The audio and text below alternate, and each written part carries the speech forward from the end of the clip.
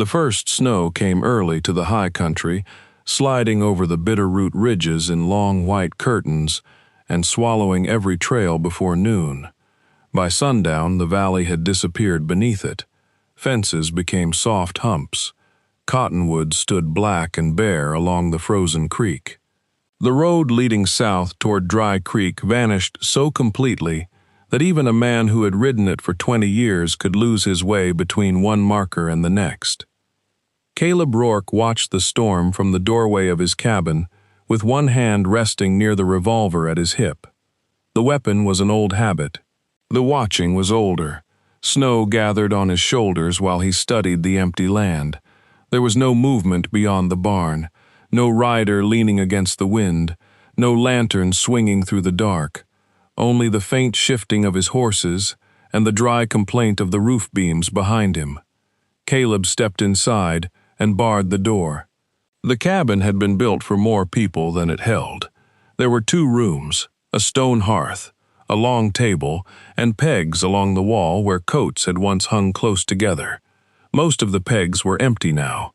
He heated beans in a blackened pot, ate standing at the counter, then cleaned his revolver beneath the yellow light of an oil lamp. He performed each task in the same order every night: cylinder, barrel, hammer, cartridges. The work kept his hands occupied until the wind grew loud enough to cover the silence. People in Dry Creek still called him a gunslinger, though Caleb had not taken money for a gun job in nearly 6 years. Once, men had sent telegrams asking him to guard cattle drives, collect stolen payrolls, or stand across the street from someone who needed frightening. He had been good at it. That was the part people remembered. They remembered the 3 men he had faced outside Fort Benton. They remembered the outlaw he had brought back alive from the Wyoming line. They remembered that Caleb Rourke rarely drew first and almost never drew twice. They did not remember why he had stopped. Caleb preferred it that way. At dawn, he broke ice from the horse's trough and carried warm mash to the barn. He split wood until his fingers hurt inside his gloves. Then he saddled his bay gelding and rode the southern fence, following the posts by memory beneath the snow. The storm had passed, leaving a hard blue sky behind it. Sunlight struck the drifts until the whole valley seemed made of broken glass. Caleb found 2 sections of fence collapsed beneath a fallen pine. He spent most of the morning cutting branches and restringing wire. It was slow work in the cold. His beard froze where his breath touched it. Near midday, he heard a sound from the north road. Not hoofbeats, a bell. It rang once, faint and uneven, then went silent. Caleb stood beside the fence and listened. The bell came again. He mounted quickly and followed the sound through the trees. Half a mile from the cabin, he found a wagon tilted into a ditch. One wheel had split. The mule was still harnessed, shivering beneath a crust of snow. A man lay beside the road.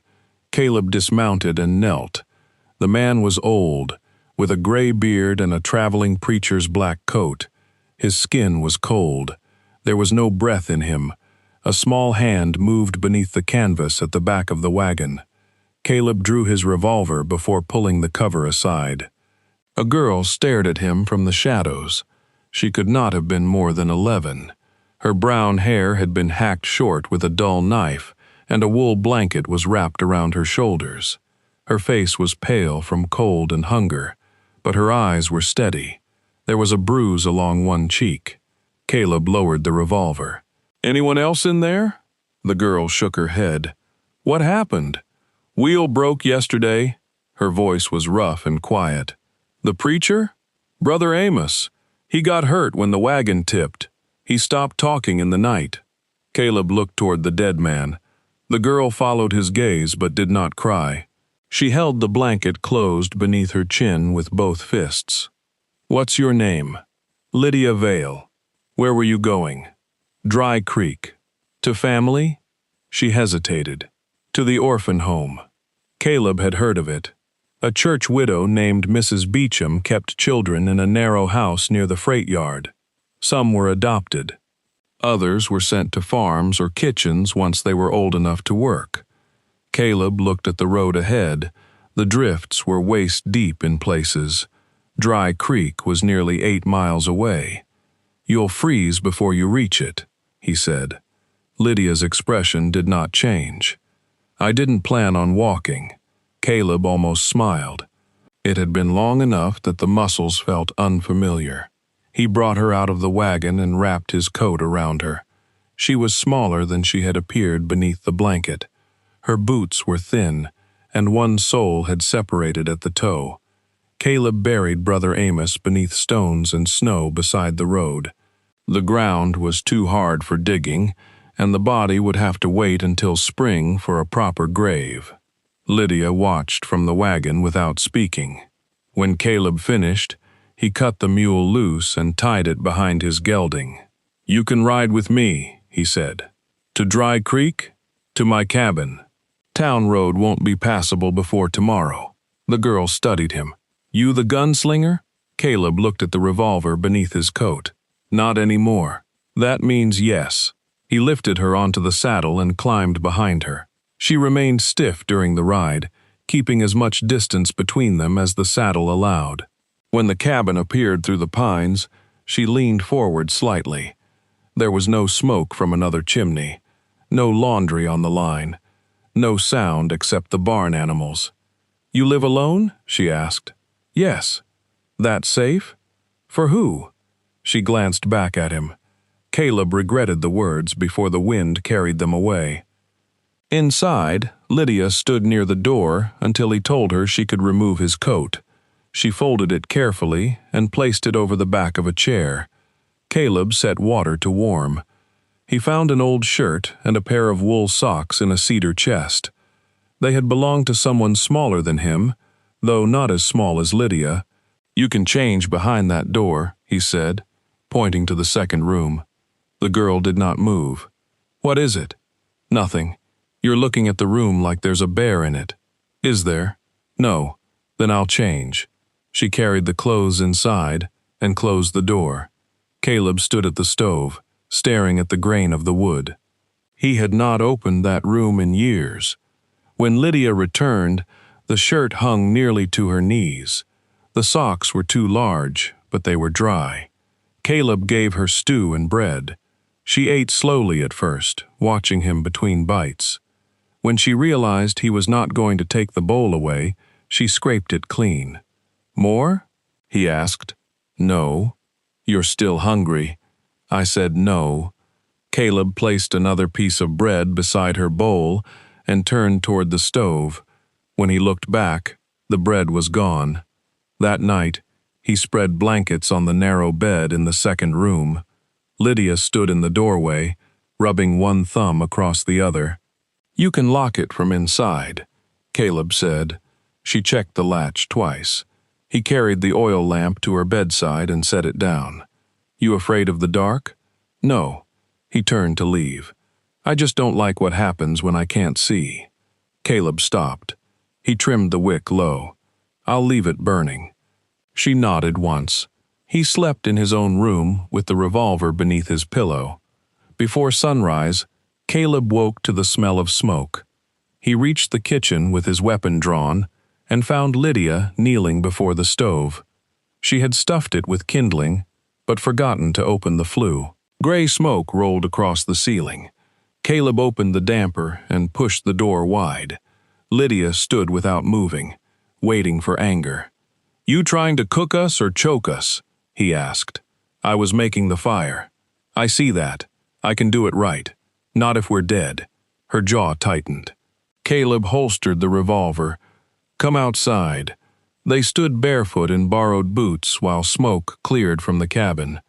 Caleb showed her how to twist newspaper loosely, how to leave space between sticks, and how to listen for the first pull of air through the chimney. Lydia watched his hands.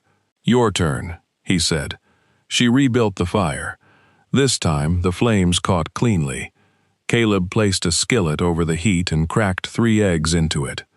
"I only need 1, she said. "You're getting 2. "Why?" "Because I only need 1. She looked at him for a long moment. then sat at the table. By noon, the road to Dry Creek was passable. Caleb hitched the mule to his small wagon and drove Lydia into town. She sat beside him in his coat, holding the bundle of clothes he had given her. Dry Creek looked smaller beneath the snow. Smoke rose from brick chimneys along the main street. Men cleared boardwalks with shovels. A pair of children dragged a sled past the feed store, laughing when it overturned. Lydia watched them until the wagon turned toward the freight yard. Mrs. Beecham's orphan home was a 2-story house with peeling green paint. 7 children stood at the windows. Their faces disappeared as Caleb approached. Mrs. Beecham opened the door before he knocked. She was a narrow woman with silver hair and sharp, tired eyes. "You found her." Caleb glanced at Lydia. "You knew she was coming. Brother Amos sent word from Missoula. They were expected yesterday." "They?" Mrs. Beecham looked toward the road. "The girl and her younger brother." Lydia's fingers tightened around the bundle. Caleb crouched beside her. "You told me no one else was in the wagon." "He wasn't." "Where is he?" Her lips pressed together. Mrs. Beecham folded her arms. "Lydia, where is Samuel?" The girl turned toward the wagon as though preparing to run. Caleb rose. "Inside," he said to Mrs. Beecham. "I beg your pardon?" "You heard me." Mrs. Beecham's mouth thinned, but she stepped aside. The receiving room smelled of boiled cabbage and lye soap. A small coal stove burned near the wall. Lydia remained close to the door. Mrs. Beecham explained that Lydia and Samuel had lived with an aunt near Missoula after their parents died of fever. When the aunt married and left the territory, both children had been sent east with Brother Amos. But Samuel had never boarded the wagon. He ran away the morning they were due to leave, Mrs. Beecham said. Brother Amos searched until evening. Lydia claimed the boy would follow. Caleb looked at her. "Would he?" Lydia stared at the floor. "Samuel hides when he's frightened. He always comes after me once it's quiet." "How old?" 7. "And you left him in Missoula?" "I didn't leave him." Her voice cracked for the first time. "The stage driver wouldn't wait. Brother Amos put me in the wagon. I told Samuel where we were going. I marked the route for him." Caleb felt something cold settle beneath his ribs. A 7-year-old boy is walking through mountain country in winter. He knows how to hide. That isn't the same as knowing how to live. Lydia looked up at him. "He'll come." Mrs. Beecham touched the girl's shoulder. "You need rest. Sheriff Colton can send telegrams." Lydia jerked away. "Telegrams won't find him." Caleb knew she was right.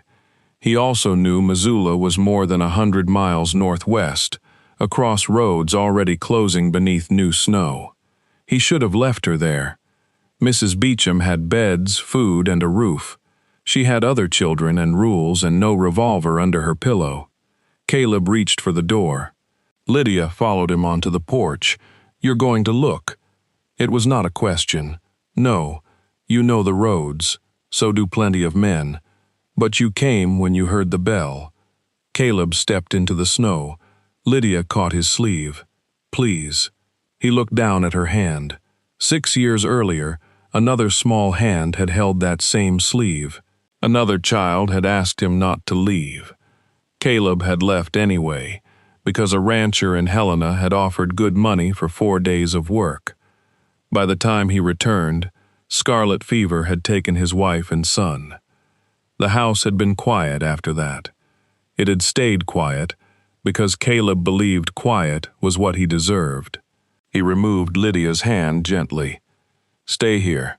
Her face went still. Caleb drove away without looking back. At the livery stable, he bought oats, lamp oil, and enough food for a week.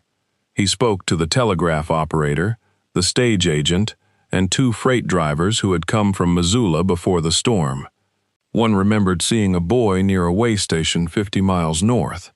"Little fellow in a brown cap," the driver said, "wouldn't come close. Vanished into the brush." Caleb returned to the orphan home at dusk. Lydia was sitting on the porch steps. "You'll freeze there," he said. "You came back. I need someone who knows where Samuel might hide." She stood. Mrs. Beecham appeared in the doorway. "You cannot take a child across that country." Caleb met her gaze. "Then send the sheriff. He has a town to protect." "So do I." Lydia climbed onto the wagon before Mrs. Beecham could answer. They left at first light. For 4 days, they followed the road northwest. Caleb checked abandoned sheds, culverts, haylofts, and creek banks. Lydia called Samuel's name whenever the wind eased. At night, they slept in way stations or beneath the wagon. Lydia never complained of the cold. She collected pine cones for the fire, brushed the mule, and folded the blankets every morning. On the 5th day, they found a strip of blue cloth tied to a thorn bush. Lydia ran toward it. "That's his scarf." The footprints nearby had nearly filled with snow, but they were small and pointed east, away from the road. Caleb followed them into the timber. They found Samuel before dark, curled inside a hollow beneath the roots of a fallen cedar. He held a kitchen knife in both hands. His brown cap was pulled low over his ears, and his lips were blue. Lydia dropped to her knees. "Sammy." The knife fell. The boy crawled into her arms. Caleb stood a few steps away while she wrapped the blue scarf around Samuel's neck and pressed her face into his hair. "You took too long," Samuel whispered. "I know. I followed the marks. I know. I got lost. I found you." Caleb built a fire and warmed the boy slowly. Samuel watched him with large gray eyes. "That the gunslinger?" he asked Lydia. "He says he isn't." Samuel considered this. "Looks like one." They returned to Caleb's cabin because it was closer than Dry Creek, and Samuel was too weak for another full day of travel. The first night, Lydia took the bed while Samuel slept beside her. Caleb heard them whispering after the lamp went low. By the 3rd morning, Samuel could stand without shaking. By the 5th, he followed Caleb into the barn. The boy rarely spoke. He watched everything. When Caleb filled the feed bins, Samuel carried the scoop. When Caleb repaired a bridle, Samuel sat on an overturned bucket and passed him tools. If Caleb stepped outside, Samuel appeared at the window until he returned. Lydia worked in the cabin. She swept the floors, peeled potatoes, and learned to make biscuits that did not break teeth. The first batch went to the chickens. The second was only slightly better. Caleb ate 3. "They're hard," Lydia said. "I've eaten worse." "When?" "Army." She nodded as though that explained everything. Days became weeks. The children were supposed to return to Mrs. Beecham once Samuel recovered, but storms kept closing the road. Each time the sky cleared, another bank of clouds gathered beyond the western ridge. Caleb told himself the delay was practical. He did not admit that the cabin sounded different now. Small boots thumped across the floor in the morning. 2 voices argued over the warmest chair near the fire. Lydia hummed while kneading dough, always the same 3 notes, never the whole tune. Samuel left carved wooden animals on windowsills and fence posts. Caleb found a tiny horse beside his bed one evening. One leg was shorter than the others, but it stood. He placed it on the shelf above the hearth. Samuel noticed the next morning and said nothing. The children learned Caleb's silences. They did not ask about the closed cedar chest or the faded marks on the kitchen wall where a boy's height had once been measured. Caleb learned their fears. Lydia saved food in her pockets even when the pantry was full. Samuel woke whenever horses passed outside. Neither child liked doors locked from the other side. Caleb began leaving the flour tin open where Lydia could see it. He gave Samuel the barn key and tied it to a red cord so the boy would not lose it. At night, he checked the latch on their bedroom door without touching it. When January settled over the valley, the cold became hard enough to split fence posts. Caleb taught Lydia to shoot with an unloaded rifle first. She learned how to hold it, how to breathe, and how never to point it toward anything she did not intend to strike. Samuel watched from behind a woodpile. You too, Caleb said. The boy shook his head. You don't have to fire it. Just learn how it works. Samuel approached slowly. His hands were too small for the rifle, so Caleb showed him the revolver instead. He emptied the cylinder and let the boy feel its weight. Guns aren't brave, Caleb said. People who carry them aren't always brave either. Are you? Sometimes. When? Caleb looked across the snow-covered field. When there's no other choice. Samuel handed the revolver back. In February, the road finally opened. Mrs. Beecham arrived in a sleigh with Sheriff Colton. Caleb saw them from the barn and knew why they had come before, either stepped down. Lydia stood in the cabin doorway. Samuel hid behind her. Mrs. Beecham removed her gloves. You have done more than anyone could ask, Mr. Rourke, but the children must return. Caleb nodded. The movement felt like swallowing a stone. Sheriff Colton looked around the yard, taking in the repaired fences, the smoke from the chimney, and the small wooden animals lined along the porch rail. There are legal matters, he said. Guardianship papers, county oversight. I understand. Lydia did not speak. Caleb packed their clothes in 2 feed sacks. He added the blue scarf, Samuel's carvings, and the wool socks Lydia had worn on her first night. At the sleigh, Samuel held the barn key in his fist. You keep it, Caleb said. Mrs. Beecham shook her head. That belongs here. So does he. Everyone became still. Caleb looked at the children. The words had come before he could stop them. Mrs. Beecham studied him. Do you intend to petition for guardianship? Caleb's throat tightened. A man could face a pistol because the danger was simple. There was a hand, a weapon, a distance to cross. This was different. There were papers, promises, and 2 children who might wake sick one morning while he was miles away. He remembered the silence of the old house. He remembered digging 2 graves in ground softened by spring rain. I don't know, he said. Lydia's face closed. Mrs. Beecham helped Samuel into the sleigh. Caleb stepped back. Lydia climbed in without looking at him.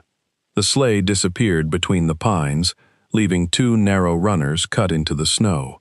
Caleb stood beside the road until the marks began to fade beneath fresh flakes. The cabin seemed larger that evening. He cooked too much stew.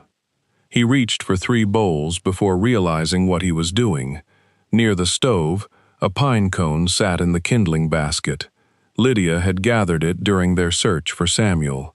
Caleb held it for a while, then placed it on the mantel beside the wooden horse. He slept badly. At dawn, he rode to Dry Creek. Mrs. Beecham met him at the door. They are not here. Caleb's hand moved toward his revolver. Where are they? A man named Silas Vale arrived before sunrise. Their father's cousin. He had papers signed by a judge in Missoula. You gave them to him? He is family. You ever meet him before? No. Did the children know him? Mrs. Beecham's expression changed. Lydia refused to go. Caleb turned toward the street. Sheriff Colton came out of his office, fastening his coat. They headed east in a covered wagon, less than an hour ago. What do you know about Vale? Drives freight. Owes money in 3 counties. Nothing violent on record.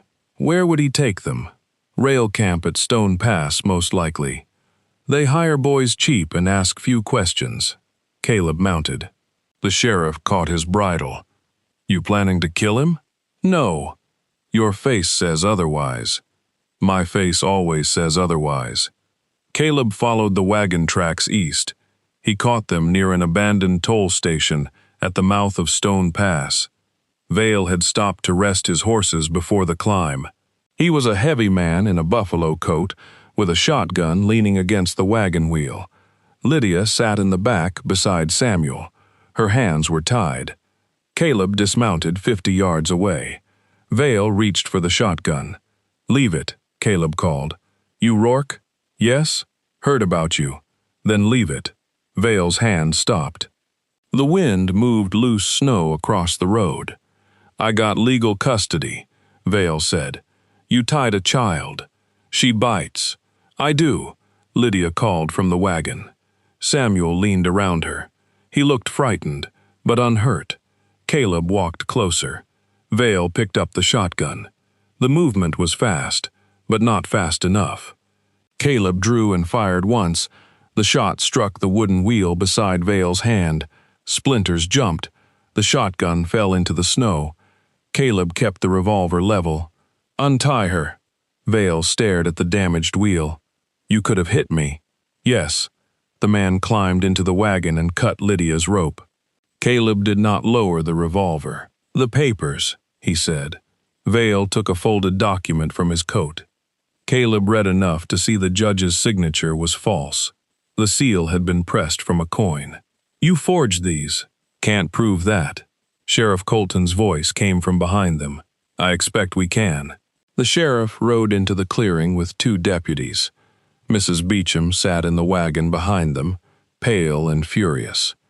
Vale raised both hands. The sheriff took him into custody. Lydia jumped from the wagon and ran toward Caleb. She stopped a few feet away, as if remembering she was angry with him. Samuel did not stop. He wrapped both arms around Caleb's waist. Caleb rested one hand on the boy's head. Lydia watched him. You said you didn't know. I didn't. Do you now? Caleb looked at Mrs. Beecham and the sheriff. Then he looked at the 2 children standing in the snow. Yes. The guardianship hearing took place 3 days later in the Dry Creek courthouse.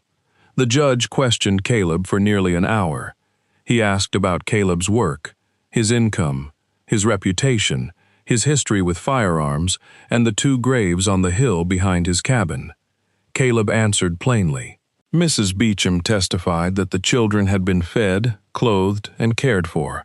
Sheriff Colton testified that Caleb had saved Samuel's life and returned both children without unnecessary violence.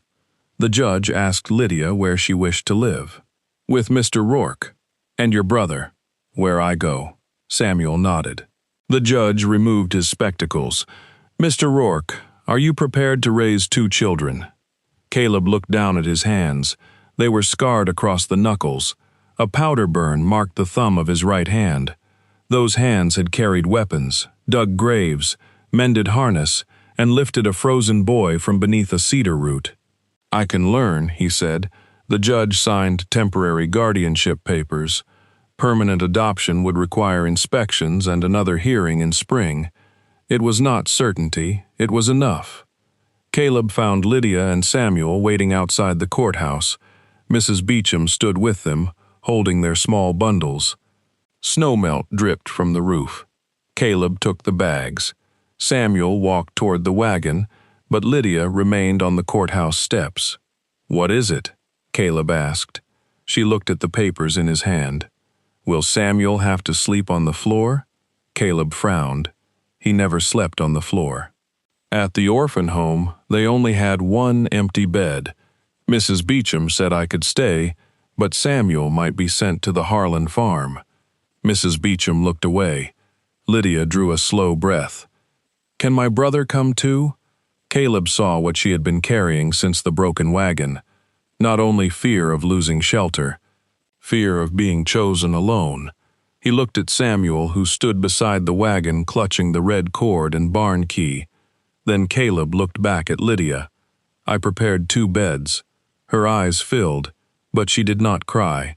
Caleb lifted the feed sacks into the wagon. Come on, he said.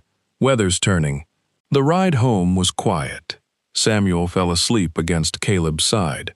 Lydia held the reins for the last mile, guiding the mule along the familiar road. When they reached the cabin, dusk had settled over the valley. Caleb opened the 2nd bedroom door.